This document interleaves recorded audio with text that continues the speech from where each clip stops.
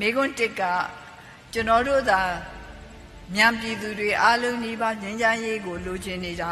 နှစ်ပေါင်းများစွာကြာမြင့်နေပါပြီတဲ့အမေစုတို့အစိုးရကလည်းမရအောင်ကြိုးစားလှုပ်ဆောင်နေတာကိုမြင်နေပါတယ်ဒါပေမဲ့လိုက်လေဝေးလေဖြစ်နေတယ်လို့ခန်းစားနေရပါတယ်တမတော်ကလည်းလိုချင်ပါတယ်ပြောသလိုတိုင်းသားလက်နဲ့ကံများကလည်းလိုချင်ပါတယ်ပြောတယ်အမေစုတို့ကလည်းလိုချင်တယ်ကြိုးစားနေတာကိုမြင်နေတယ်ပြည်သူအားလုံးကလည်းလိုချင်ကြတယ်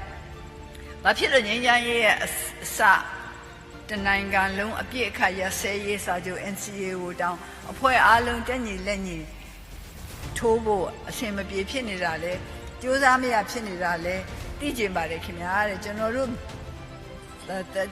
တာမန်ပြည်သူတွေကဘယ်လိုကူညီရမှာလဲပြောစီကျင်ပါတယ်ခင်ဗျာတဲ့အဲ့တော့ဒီမှာအခုနောက်ဆုံးမေကွန်းဟာကိုပြန်မေကွန်းတစ်ခုဖြစ်ပါတယ်ဟုတ်တယ်ကျမတို့အစိုးရကတော့ငင်းကြိုင်းလူချင်းပါလေတမတော်ကလည်းလူချင်းပဲလက်နဲ့ကင်တပ်ဖွဲ့တွေကလည်းလူချင်းပဲစောစောပြောသွားသလိုပေါ့နော်အထိခိုက်ဆုံးကဒီတမတော်သားတွေနဲ့လက်နဲ့ကင်တပ်ဖွဲ့တွေကရဲဘော်တွေကအထိခိုက်ဆုံးပဲဖြစ်ပါတယ်ဒါကြောင့်မလို့သူတို့လည်းအထိခိုက်ခံကြမှာမဟုတ်ဘူးသူတို့မိသားစုတွေကလည်းကိုယ့်ရဲ့သားတွေမောင်တွေဖေတွေခင်မွန်းတွေကိုဆုံးရှုံးကြမှာမဟုတ်ဘူးဒါကြောင့်ဘာဖြစ်လို့ဒီငင်းကြိုင်းရဲ့အစဖြစ်တဲ့ NCA ကိုမထိုးကြတာလေးလဲဆိုတော့တစ်ဖက်ကဆိုလို့ရှိရင်ကြည့်ရမယ်ဆိုရင်တယောက်နဲ့တယောက်ယုံကြည်မှုမရှိလို့ပဲဒါပေမဲ့တယောက်နဲ့တယောက်ယုံကြည်မှုမရှိဘူးဆိုတာကျွန်မပြောပါတယ်ကိုယုံကြည်မှုရှိရင်တခြားလူတွေလည်းယုံကြည်နိုင်တဲ့အင်အားဖြစ်လာတယ်ပထမကိုယုံကြည်ဖို့လိုပါတယ်ငါဟာငြင်းချမ်းတဲ့လမ်းစဉ်နဲ့ငါရဲ့တိုင်းရင်းသားတွေအတွက်ငါရဲ့အစုဖွဲ့အတွက်လိုအပ်တဲ့တိုးတက်မှုတွေကိုလုပ်ပေးနိုင်တဲ့အရေးချင်းရှိတယ်ဆိုတော့ယုံကြည်ဖို့လိုပါတယ်လက်နဲ့အားကိုးနဲ့မှလုံနိုင်တာမဟုတ်ဘူးကိုယ့်ရဲ့လုံလောက်ဝိရိယကိုယ့်ရဲ့စေနာပညာတတ္တိကိုအခြေခံပြီးတော့လုံနိုင်တယ်ဆိုတဲ့ယုံကြည်မှုရှိမှတခြားဘက်ကိုယုံကြည်ခြင်းနဲ့စွန့်စားနိုင်မှာကျွန်မခဏပြောတယ်ဘဝဆိုတာစွန့်စားခြင်းပဲမနေ့မိုးလင်းကလေးကစွန့်စားခြင်းပဲကိုကတာမသိလို့ဒီမနေ့မိုးလင်းပြီဆိုလို့ရှိရင်ဒီတနေ့က24နာရီအတွင်းမှာကိုဘာနဲ့ကြုံရမလဲဘာနဲ့ရင်ဆိုင်ရမလဲဆိုဘယ်လို့မှမသိဘူးကိုမထင်တာတွေလည်းဖြစ်မှနိုင်တယ်တချို့ဆိုလို့ရှိရင်မထင်မဲနဲ့ဥမာအထင်ရှားဆုံးပြောရမယ်ဆိုလို့ရှိရင်တိုက်ခိုက်မှုတွေပါဖြစ်တာပေါ့နော်လမ်းမှာကားတိုက်မှုတွေပါဖြစ်တာဘယ်လို့မှမထင်ထားဘူးအိမ်ကထွက်သွားတော့ဒါခေါင်းထဲမှာမရှိဘူးတာမန်နေ့တနေ့လို့ထင်လိုက်တယ်မထင်မှပဲနဲ့လမ်းမှာကားတိုက်မှုဖြစ်တယ်ကိုကပါဝင်ပတ်သက်နေတယ်ထိခိုက်ဒဏ်ရာရတာတွေရှိမယ်စသဖြင့်ပေါ့နော်ပြီးတော့တနေ့တာဟာစွန့်စားမှုပဲကိုယုံကြည်မှုနဲ့အိယာထားတကယ်တော့ဘာဖြစ်မှမသိဘူးအကားလည်းတိုက်ထားနိုင်တယ်ဆိုပြီးတော့အဲ့ရဒီမှာတနေ့လုံးအိမ်နေလို့ပဲဖြစ်နေတယ်ထားရမှာပဲဘဝကိုရင်ဆိုင်ရမှာပဲဒီတိုင်းပဲငြိမ်းချမ်းရေးကိုတကယ်လိုချင်နေဆိုရင်ကိုယုံကြည်မှုရှိရမယ်ဘာပဲဖြစ်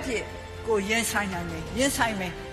ရမှာပဲဘဝမှာရှောင်လို့မရဘူးဖြစ်လာတဲ့မြတ်တနေ့နဲ့တနေ့ရင်ဆိုင်ရမှာပဲဒီနေ့ကိုမရင်ဆိုင်ပါဘူးဆိုပြီးတော့ခေါင်းမချုံနေလို့လေဒီနေ့ကြီးကပျောက်သွားမှာမဟုတ်ဘူးဒါတော့ကိုအသက်ရှင်နေတဲ့မြတ်ဘဝဆိုတာစွန့်စားမှုပဲအဲ့တော့ဘဝဆိုတာစွန့်စားမှုမလို့အားလုံးကနေပြီးတော့